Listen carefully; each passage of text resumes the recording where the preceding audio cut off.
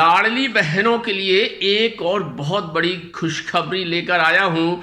आज तारीख है 9 सितंबर और 9 सितंबर की कैबिनेट की बैठक में माननीय मुख्यमंत्री महोदय ने लाडली बहनों के लिए एक बहुत ही बड़ी खुशखबरी दी है। बहुत ही बड़ा निर्णय लिया है लाडली बहनों के लिए आज की कैबिनेट की बैठक में, 9 सितंबर 2023 की कैबिनेट की बैठक में।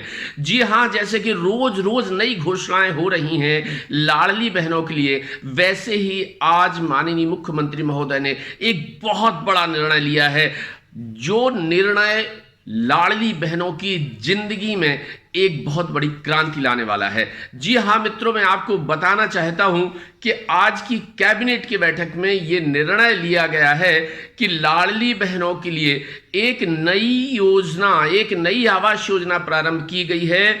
और सीएम साहब ने, माननीय मुख्यमंत्री महोदय मध्य प्रदेश शासन ने लाडली बहनों के लिए प्रारंभ की गई इस आवास योजना का नाम दिया है लाडली बहना आवास योजना। लाडली बहना आवास योजना। जी हां, लाडली बहना आवास योजना में वास्तव में उन परिवारों को लिया जाएगा। इसमें क्या देखिए आप, महत्वपूर्ण क्या है, यह है लाडली बहना आवास योजना। यद्यपि आवास तो बहनों के नाम से मिलेंगे, लेकिन उसमें उनके पति अर्थात जीजा जी भी रहेंगे, उनके बच्चे भी रहेंगे, मामा जी के भांजे भांजियां भी रहेंगी। और अभी तक जो कच्चे घरों में बरसात में कीचड़ में किचपिच किचपिच किचपिच किचपिच करते रहते थे लाडली बहना के परिवार वाले, शीघ्र ही उनका ये सब जो है दुख और दर्द दूर हो जाएगा लाडली बहना आवास योजना से। मित्रों, मैं आपको ये बताना चाहता हूं कि लाडली बहना आवास योजना में क्या प्रावधान रहेंगे और लाडली बहनों को, कौन सी लाडली बहनों को इन आवास योजनाओं का लाभ मिलेगा। क्या लाडली बहना आवास योजना का लाभ सभी लाडली बहनों को मिलेगा या कुछ लाडली बहनों को, या कौन सी लाडली बहनों को इस लाडली बहना आवास योजना का लाभ मिलेगा। तो मित्रों, सबसे पहले हम आपको बताना चाहते हैं कि ऐसी लाडली बहनें जो आवासहीन हैं, जिन पर किसी भी प्रकार का रहने के लिए कोई भी घर नहीं है, उन लाडली बहनों को इस योजना में सम्मिलित किया जाएगा। कौन सी? सबसे पहले आवासहीन, जिनके पास आवास है ही नहीं, उन लाडली बहनों को इस आवास योजना का लाभ दिया जाएगा मित्रों। दूसरे में उस तरह की लाडली बहना आएंगी जिनके पास कच्चा घर है। जी हां, जो झोपड़ी में रहती हैं उन लाडली बहनों को इसका लाभ दिया जाएगा। दूसरा है जो झोपड़ी में रहने वाली लाडली बहना है, उन्हें इसका लाभ दिया जाएगा। और मित्रों, तीसरे में वो लाडली बहनें आती हैं जो कच्चे मकान में रहती हैं। देखिए, पहले में आवासहीन लाडली बहनें, दूसरे में झोपड़ी में रहने वाली झोपड़ी में रहने वाली लाडली बहनें, और तीसरे में कच्चे घरों में रहने वाली हमारी लाडली बहनें, और चौथे में वो लाडली बहनें आएंगी जिन्हें प्रधानमंत्री आवास योजना के तहत पात्र होते हुए भी किसी कारण से लाडली बहनाओं को प्रधानमंत्री आवास योजना के तहत पक्के आवास का लाभ नहीं मिल पाया है। तो मित्रों, ये बहुत बड़ी खुशखबरी है, बहुत बड़ी क्रांति है।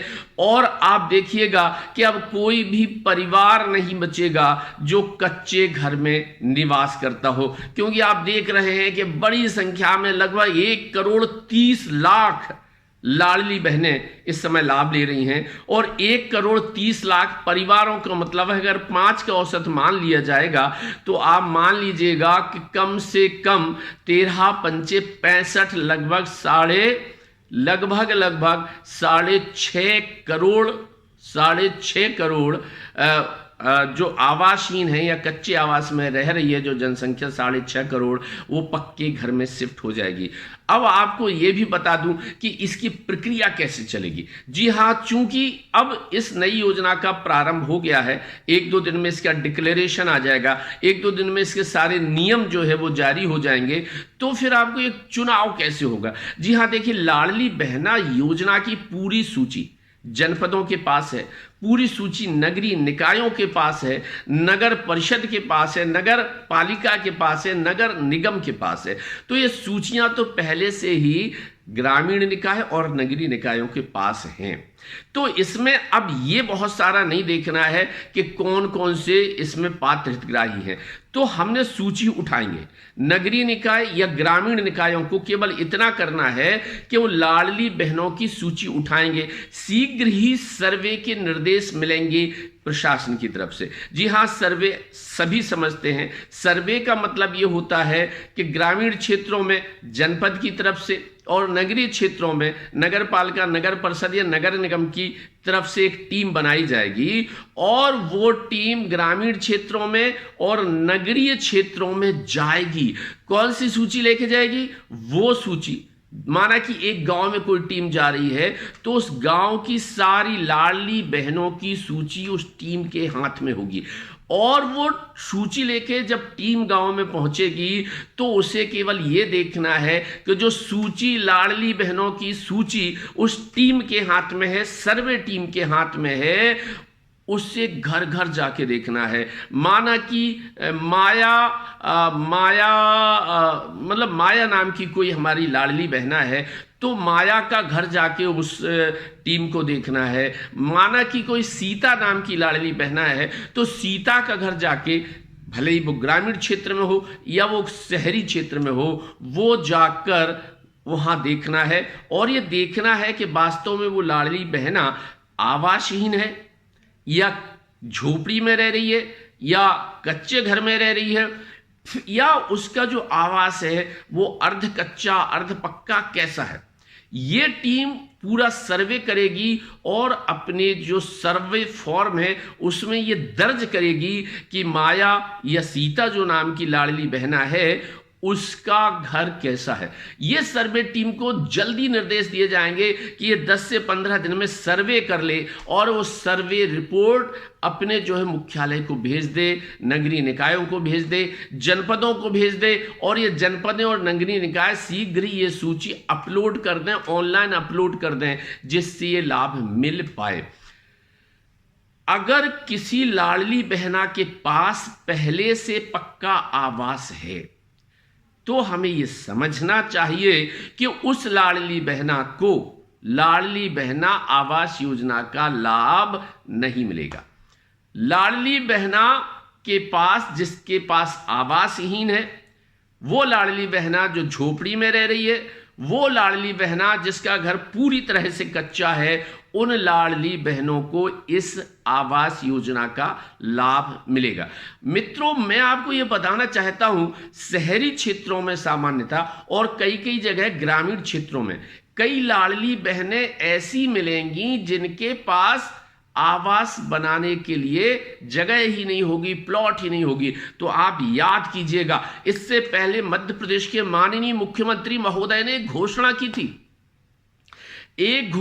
थी कि ऐसी बहनें जिनके पास आवास बनाने के लिए जगह नहीं है उन्हें आवास बनाने के लिए प्लॉट्स भी उपलब्ध कराए जाएंगे। जी हां, और इसके लिए ग्रामीण क्षेत्रों में मुख्यमंत्री भू आवासीय अधिकार पत्र दिए जा रहे हैं। अगर आपको नहीं मिला है तो आप अपने क्षेत्र के तहसीलदार, नायब तहसीलदार या एसडीएम साहब से जाके संपर्क कर सकती हैं कि हमारे पास आवास बनाने के लिए जगह नहीं है, कृपया मुझे आवासीय भू अधिकार प्रमाण पत्र जारी किया जाए। तो अभी दो चीजें हो गई, आपको इसकी योग्यता बता दी, किस प्रकार की लाडली बहनों के घर कैसे हैं और किन्हें इसका लाभ मिलेगा, और दूसरा आपको ये भी बता दिया कि आपके पास अगर प्लॉट नहीं है तो उसके लिए आपको प्लॉट भी मिलेगा। अब तीसरी बात ये आती है कि इसके लिए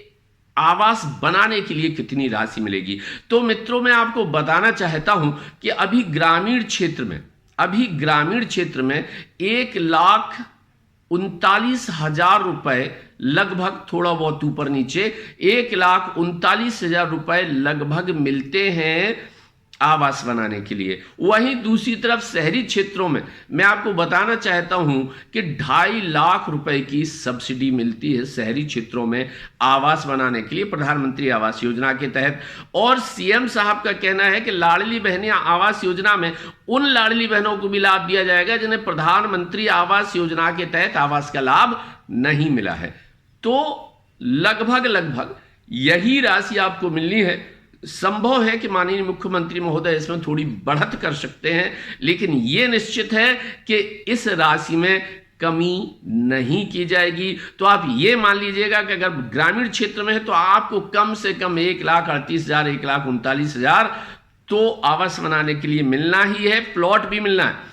और अगर आप शहरी क्षेत्र में हैं और आपका खुद का प्लॉट है, आप उस पर आवास बनाना चाहते हैं तो आपको 2.5 लाख रुपए की सब्सिडी मिलेगी।